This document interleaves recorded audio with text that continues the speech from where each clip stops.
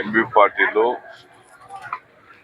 ಮತ್ತು ನಮ್ಮ ಮೈನಾರಿಟೇಷನ್ ಮಿನಿಸ್ಟರ್ ಬೋಸರಾಜ್ ಇಷ್ಟನ್ನು ದೆಹಲಿಯಲ್ಲಿ ಎಲ್ಲಾ ಸಂಸತ್ ಸದಸ್ಯರನ್ನ ಭೇಟಿ ಮಾಡಲಿಕ್ಕೆ ಹೋಗ್ತಾ ಇದೀವಿ. ಕರ್ನಾಟಕ ಭವನಲ್ಲಿ ಮಂಗಳವಾರ ಸಾಯಂಕಾಲ 6 ಗಂಟೆಗೆ ಒಂದು ಸಭೆಯನ್ನ ಕರೆದಿದ್ದೀವಿ. ನಾವೇನು ಅವಾರ್ಡ್ ಮಾಡಿದ್ದೀವಿ, ಈ ಅವಾರ್ಡ್ ಮಾಡಿದ್ದನ್ನ ವಿರೋಧಿಸಿ ಅವಾರ್ಡ್ ಮಾಡಬಾರ್ದು, ಲ್ಯಾಂಡ್ ಅಕ್ವಿಷನ್ ಮಾಡಬಾರ್ದು ಅಂತ ಹೇಳಿ ಈಗಾಗಲೇ ಆಂಧ್ರ ಪ್ರದೇಶದವರು ಕೇಂದ್ರ ಸರ್ಕಾರಕ್ಕೆ ಒಂದು ಮನವಿಯನ್ನ ಸಲ್ಲಿಸಿದ್ದಾರೆ. ಅವರು ನಮಗೆ ಕಾರಣ ಕೇಳಿ ನೋಟಿಸ್ ಅನ್ನ ಕೊಟ್ಟಿದ್ದಾರೆ. ಇದು ನಮ್ಮ ಭೂಮಿಯಲ್ಲಿ ನಾವು ಮಾಡ್ತಾ ಇದ್ದೀವಿ. ಈಗಾಗಲೇ ಸುಮಾರು 26,000 ಕೋಟಿ ರೂಪಾಯಿ ಕೂಡ ಈಗಾಗಲೇ ಏನು ಎತ್ತರ ಆಗುವಂತಹ ಜಾಗಕ್ಕೆ ಈಗಾಗಲೇ ಕೆಲಸಗಳನ್ನು ಕೂಡ ಕಾಮಗಾರಿಗಳನ್ನ ಪ್ರಾರಂಭ ಮಾಡಿದ್ದೇವೆ. ಅದು ನಾವೇನಿಗೇನು ಎತ್ತರಿಸ್ತಾ ಇಲ್ಲ, ಆದ್ರೆ ನಾವು ಸಿದ್ಧತೆ ಮಾಡ್ಕೊಳ್ತಾ ಇದ್ದೇವೆ. 2010ರಲ್ಲಿ ಆದಂತ ಆದೇಶ ನಮ್ಮ ಮೂಲಭೂತದ ಹಕ್ಕು. ಸೊ ಅದಕ್ಕೆ ಈಗ ಆಂಧ್ರ ಪ್ರದೇಶದವರು ತಗರಲಾಗ್ತಾ ಇದ್ದಾರೆ, ಇಲ್ಲೂ ತಗರಲಾಗ್ತಾ ಇದ್ದಾರೆ. ಮತ್ತು ತುಂಗಭದ್ರಾಯಿಂದ ಏನು ನಮ್ಗೆ ನೀರು ಲ್ಯಾಬ್ಸ್ ಆಗ್ತಾ ಇದೆ, ಆ ಲ್ಯಾಬ್ಸ್ ಒಂದು 30 TMC ನೀರನ್ನು ಅಲ್ಲಿ ಉಳಿಸ್ಕೊಳಕ್ ಆಗ್ತಾ ಇಲ್ಲ. ಅದಕ್ಕೆ ಆಲ್ಟರ್ನೇಟಿವ್ ಏನು ಅಂತ ನಾವು ಯೋಚನೆ ಮಾಡಿದ್ರೆ ಅದಕ್ಕೂ ಕೂಡ ಅವರು ಸಹಕಾರ ಕೊಡ್ತಾ ಇಲ್ಲ.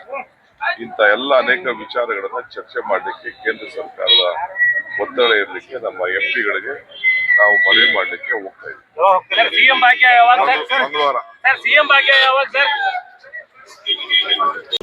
ಸಮಾಜದ ಋಣವನ್ನ ತೀರಿಸುವಂತ ಒಂದು ಕಾರ್ಯಕ್ರಮ. ಭೀಷ್ಮ ಧರ್ಮರಾಯನಿಗೆ ಒಂದು ಮಾತು ಹೇಳ್ತಾರೆ, ಋಣೈ ಚತುರ್ಭಿ ಸಂಯುಕ್ತ ಜಾಯಂತೆ ಮಾನವ ಭುವಿ ಪಿತೃ ದೇವಶ್ಚ ಧರ್ಮತ ಅಂತ ಹೇಳ್ತಾರೆ. ಅಂದ್ರೆ ಮನುಷ್ಯ ಹುಟ್ಟುವಾಗ 4 ಋಣದೊಂದಿಗೆ ಹುಟ್ಟಬೇಕಂತೆ. ಒಂದು ತಂದೆ ತಾಯಿ ಋಣ, ಒಂದು ದೇವರ ಋಣ, ಒಂದು ಸಮಾಜದ ಋಣ, ಒಂದು ಗುರುವಿನ ಋಣ. ಆ ಋಣವನ್ನು ತೀರಿಸಬೇಕಾದ್ರೆ ಧರ್ಮದಿಂದ ತೀರಿಸಬೇಕಂತ. ಇವತ್ತು ನಾವು ಈ ಬಾಗಲಕೋಟೆ ಮತ್ತು ಬಿಜಾಪುರ ಜಿಲ್ಲೆಯ ಅವಿಭಾಗ ಜಿಲ್ಲೆ 14 ಸೀಟ್ಗೆ ತಾವು 10 ಸೀಟನ್ನು ಕೊಟ್ಟು ಈ ರಾಜ್ಯದಲ್ಲಿ ಒಂದು ಕಾಂಗ್ರೆಸ್ ಸರ್ಕಾರ, ಬಲಿಷ್ಠವಾದಂತಹ ಕಾಂಗ್ರೆಸ್ ಸರ್ಕಾರವನ್ನ ನಾವು ತಂದಿದ್ದೀವಿ.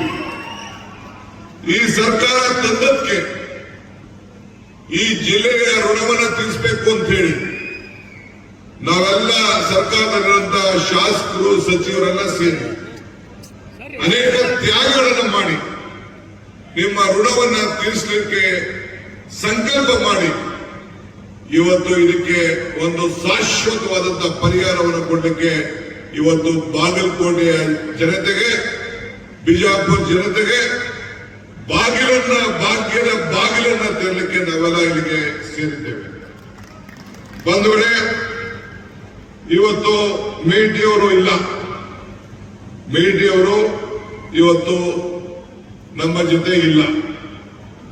ಅವರ ಜೀವನದ ಮತ್ತೊಂದು ಅಧ್ಯಾಯವನ್ನು ಅವರ ಇಲ್ಲೇ ಹೋದ್ರು ಕೂಡ ಅವರ ಆಲೋಚನೆ, ಪರಿಶ್ರಮ, ಹೋರಾಟ, ಚಿಂತನೆ ಇವೆಲ್ಲ ಕೂಡ ಉಳಿಸ್ಲಿಕ್ಕೆ ಇವತ್ತು ನಾವು ಪ್ರಯತ್ನವನ್ನ ನಾವು ಮಾಡ್ತಾ ಇದ್ದೇವೆ.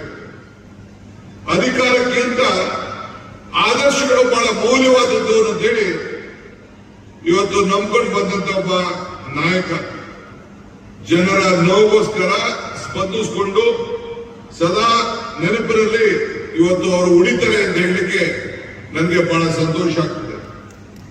ರಾಜಕಾರಣವನ್ನ ಸೇವೆ ಅಂತ ಹೇಳಿ ಕಂಡಂತ ಒಬ್ಬ ವ್ಯಕ್ತಿತ್ವ ನಮ್ಮ ಸ್ನೇಹಿತರಾದಂತಹ ಮೇಟಿ ಅವರಿಗೆ ಇತ್ತು ಅನ್ನೋದು ನನಗೆ ಹೇಳಲಿಕ್ಕೆ ಬಹಳ ಸಂತೋಷ ಆಗ್ತದೆ. ಜನರ ಸಾಮಾನ್ಯರಲ್ಲಿ ಅವರು, ಅವರ ಕುಟುಂಬದವರು ಎಲ್ಲರೂ ಕೂಡ ಒಟ್ಟಿಗೆ ತೆಗೆದುಕೊಂಡು ಹೋಗುವಂತ ಕೆಲಸವನ್ನ ಮಾಡ್ಕೊಂಡು ಬಂದ್ರು. ಸೊ ಇವತ್ತು ಅವರ ಏನು ಆಲೋಚನೆಗಳಿತ್ತು, ಅವರ ಆಚಾರ ಇತ್ತು, ಅವರ ವಿಚಾರ ಇತ್ತು, ಈ ಜಿಲ್ಲೆಯ ನಾಯಕರುಗಳ ಪರಿಶ್ರಮ ಇತ್ತು, ಅದನ್ನೆಲ್ಲ ಕೂಡ ಮನಗೊಂಡು ನಿಮಗೆ ಅರ್ಪಿಸಲಿಕ್ಕೆ ನಾವು ಬಂದಿದ್ದೇವೆ. ಇವತ್ತು ಮಾನವ ಸೇವೆಯೇ ದೇವರು ಅನ್ನೋದು ಕೂಡ ನಮ್ಮ ಹಿರಿಯರು, ಬಸವಣ್ಣವರೆಲ್ಲ ಹೇಳಿದ್ದಾರೆ. ಜಾತಿ ಕೇಳಬೇಡ, ಗುಣ ಕೇಳು ಅಂತ ಹೇಳಿ.